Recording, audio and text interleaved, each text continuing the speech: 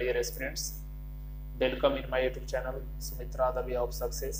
मैं गौतम सर आप सभी के लिए पहले की तरह आज भी मैं इंग्लिश ग्रामर का कुछ टॉपिक आपके साथ शेयर करूंगा और आई होप आप सब एंजॉय कर रहे होंगे। तो चलिए आज हम सेंटेंस के बारे में बात करेंगे। हमारा पिछला सारा लेक्चर्स का जो प्लेलिस्ट वीडियो है वो डिस्क्रिप्शन में आपको मिल जाएगा। आप डिस्क्रिप्शन में जा करके सारे वीडियोज को वन बाय वन देखते चलें ताकि आपका इंग्लिश ग्रामर बेसिक से एडवांस तक आपका कंप्लीट हो सके।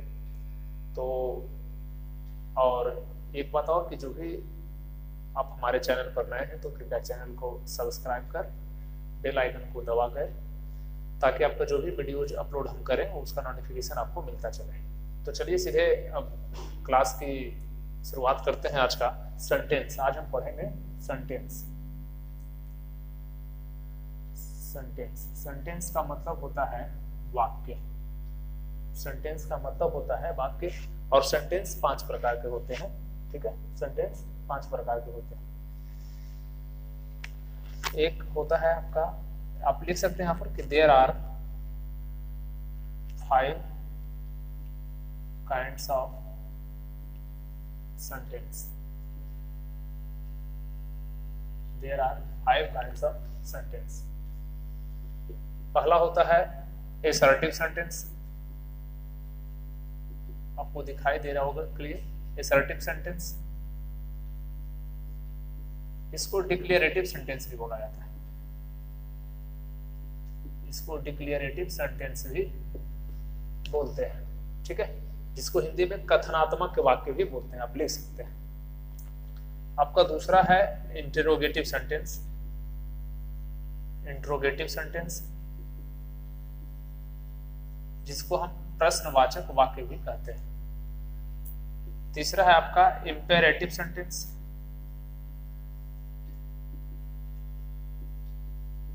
Imperative sentence.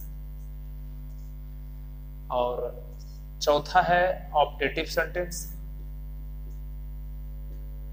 Optative sentence. ठीक है, एंड पांचवा है आपका exclamatory sentence.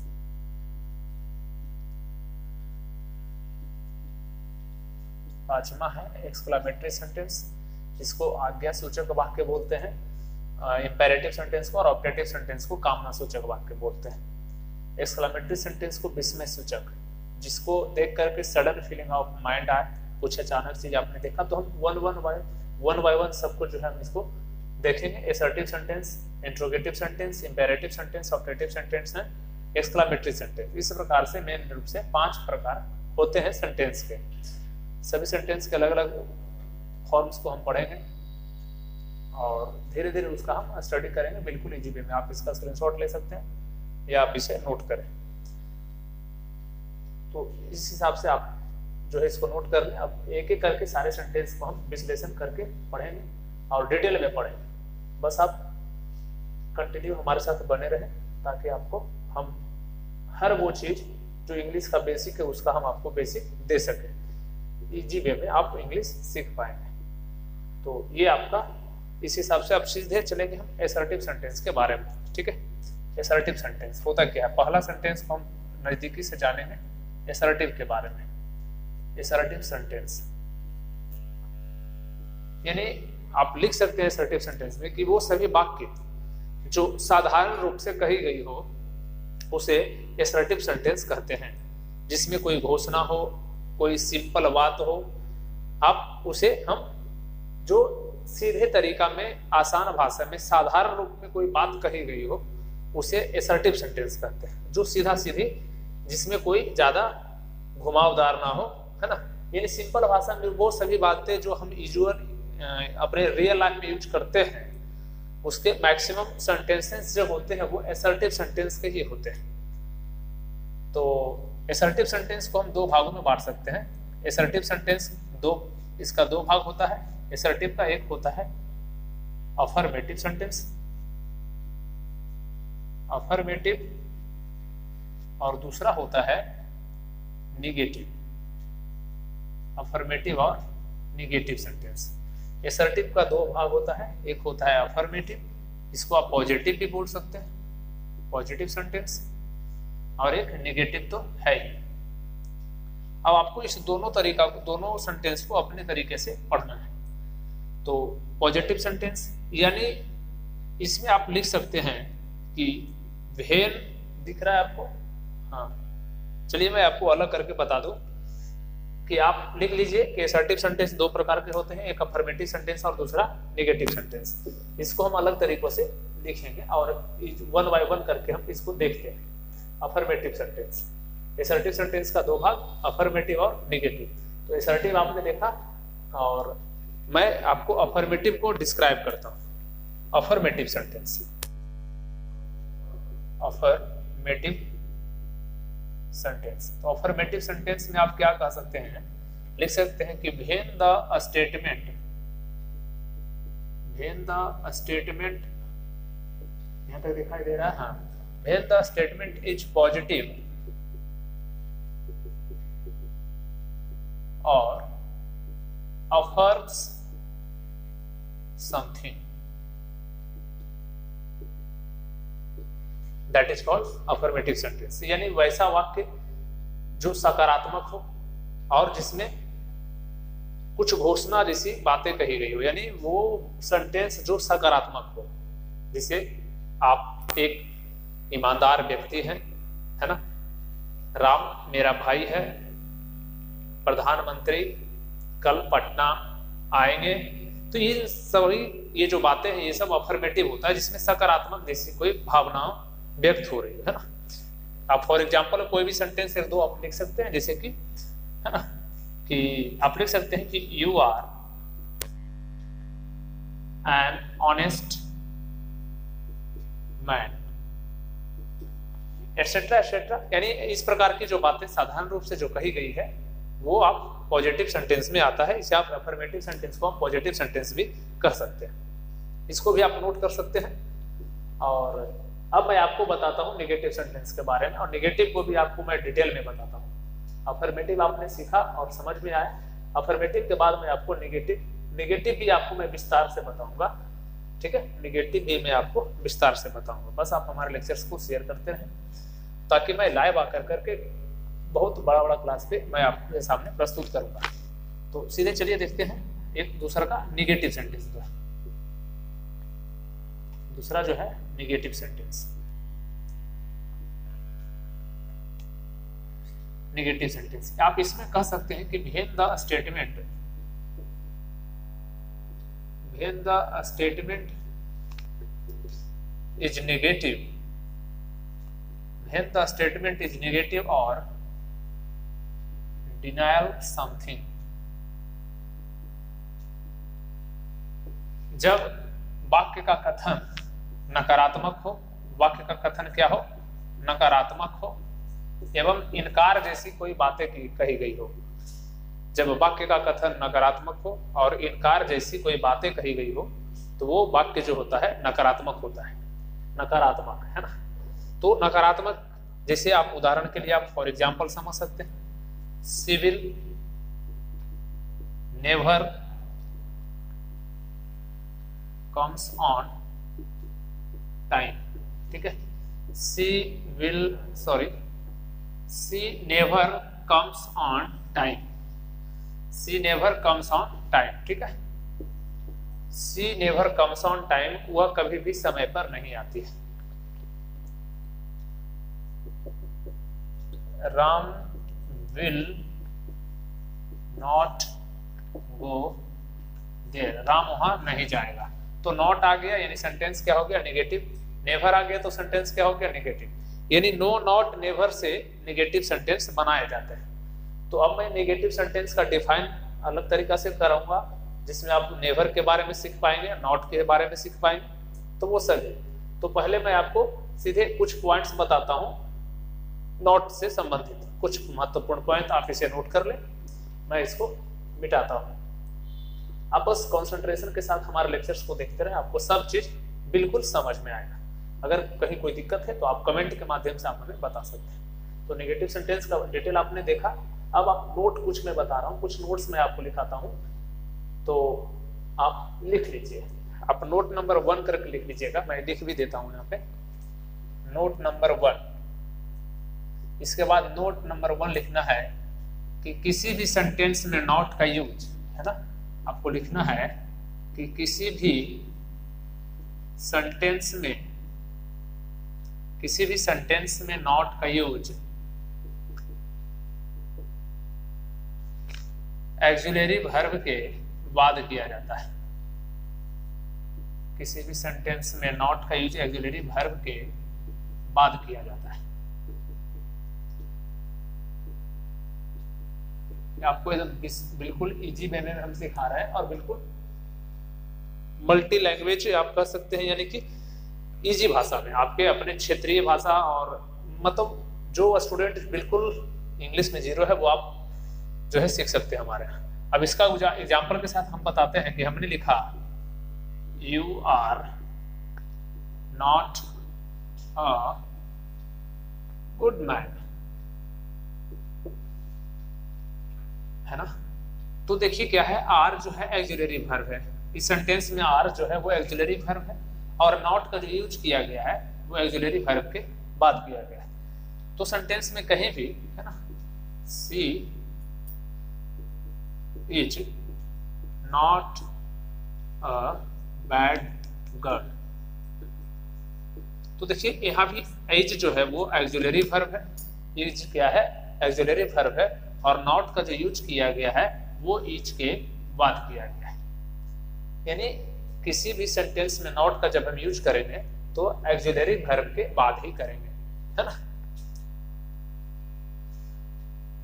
You do not read, तुम नहीं पढ़ते हो, है ना। यू डू नॉट रीड, तो डू क्या है, ऑक्सिलरी वर्ब है, और नॉट का जो यूज किया गया है वो ऑक्सिलरी वर्ब के बाद आया है। तो इसी हिसाब से हर जगह आप उदाहरण के साथ आप समझ सकते हैं, धीरे धीरे आपको सब बातें समझ में आ जाएगी। तो इसे भी आप नोट कर लें, नोट करते चलें, जैसे मैं लिखूं समझ करके आप नोट भी करते चलें। अगर ऐसा लगे तो आप वीडियो को पॉज करके या स्क्रीनशॉट लेकर के भी आप बाद में अपने नोटबुक में नोट कर सकते हैं। तो आपने क्या देखा कि नोट नंबर फर्स्ट आपने क्या सीखा कि किसी भी सेंटेंस में नॉट का यूज हम ऑक्सिलरी वर्ब के बाद करते हैं। अब नोट नंबर 2 लिख लीजिए, नोट नंबर 2। नोट नंबर 2 क्या कहता है, नोट नंबर 2 आपको क्या लिखना है कि अगर किसी सेंटेंस में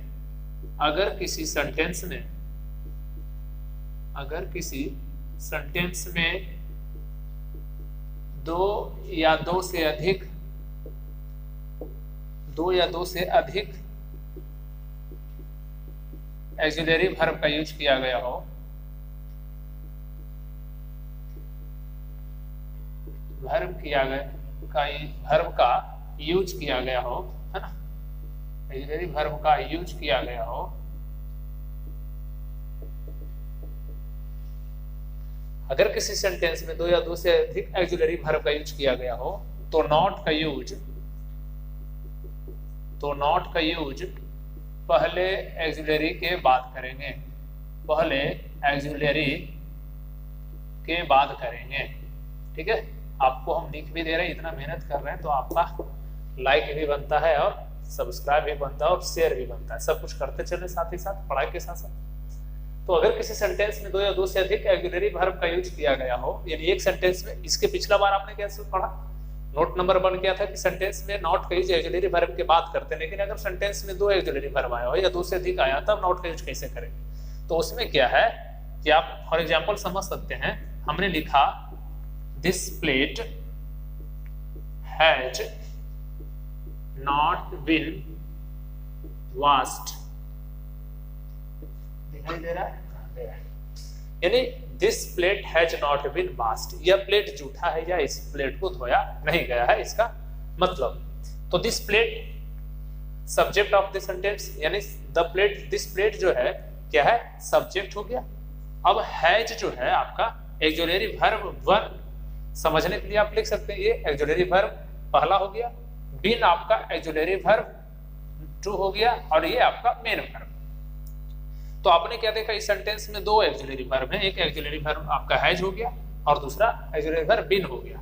अब जो है नॉट का जो यूज किया गया है वो आपका प्रथम ऑक्सिलरी के बाद किया गया है, यानी जब सेंटेंस में दो या दो से अधिक ऑक्सिलरी वर्ब रहे तब नॉट का जो यूज है वो पहले ऑक्सिलरी वर्ब के बाद होगा। आई होप आप समझ पा रहे हो।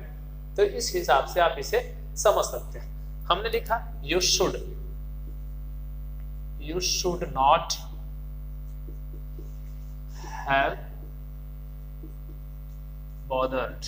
आपको परेशान होने की जरूरत नहीं है। शुड ऑक्सिलरी वर्ब हुआ, हैव जो है ऑक्सिलरी वर्ब टू, बाकी ये मेन वर्ब, और इधर देखिए सब्जेक्ट हो गया आपका सेंटेंस का। यानी इस सेंटेंस में भी दो ऑक्सिलरी वर्ब है। तो जब फिर है ना कि जब एक सेंटेंस में दो ऑक्सिलरी वर्ब रहे तो नॉट का जो यूज होगा वो ऑक्सिलरी वर्ब प्रथम ऑक्सिलरी वर्ब के बाद किया जाता है।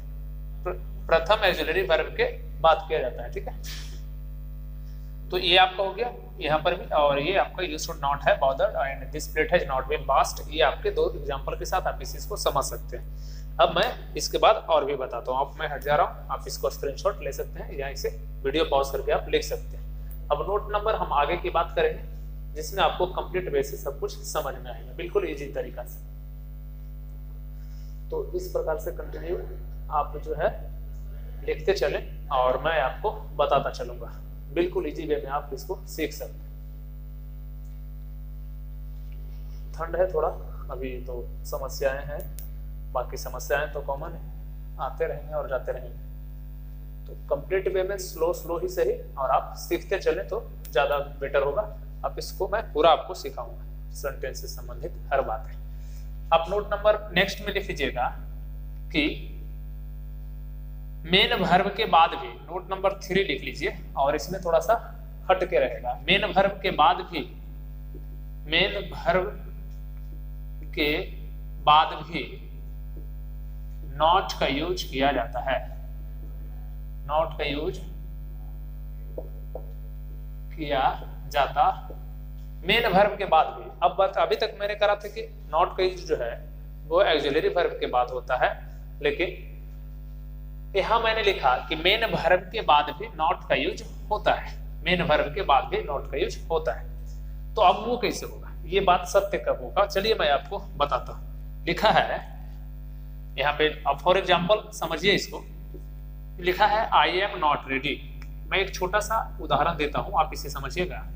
आई am not ready, you are not busy. चलिए मैं आपको समझाने का केवल प्रयास कर रहा हूं छोटे छोटे उदाहरण से। आप देखिए इस सेंटेंस में मेन वर्ब है, क्या कहें, इस सेंटेंस में मेन वर्ब है क्योंकि ये ऑक्सिलरी वर्ब होता है, लेकिन सेंटेंस में कोई भी मेन वर्ब मौजूद ना है। तो आप यूं समझिए यही मेन वर्ब है, यही क्या है, मेन वर्ब है सेंटेंस। इसमें एम और इसमें आर। आपको ये समझना है कि सेंटेंस में यदि सेंटेंस में मेन वर्ब मौजूद ना रहे, यानी जब सेंटेंस में मेन वर्ब मौजूद ना रहे तो ऑक्सिलरी वर्ब ही मेन वर्ब का काम करता है।